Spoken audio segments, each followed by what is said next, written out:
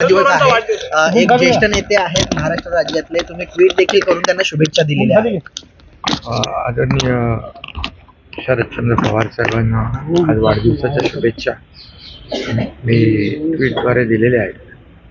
ते राज्याचे माजी मुख्यमंत्री होते, देशाचे केंद्रीय मंत्री होते आणि एक या महाराष्ट्रामध्ये एक अभ्यासू व्यक्तिमत्व, एक ज्येष्ठ व्यक्तिमत्व म्हणून, एक दांडगा अनुभव असलेलं व्यक्तिमत्व म्हणून त्यांच्याकडे पाहिलं जातं आणि म्हणून मी त्यांच्या वाढदिवसानिमित्त पुन्हा एकदा शुभेच्छा देतो.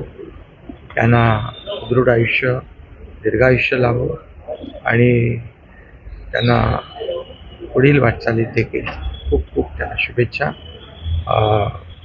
आणि पुन्हा एकदा मी त्यांच्या वाढदिवसानिमित्त शरद पवार साहेबांच्या आयुष्य चिंतन करतो, माझ्या व्यक्तिशा परिवाराच्या वतीने पण आणि शिवसेना परिवाराच्या वतीने.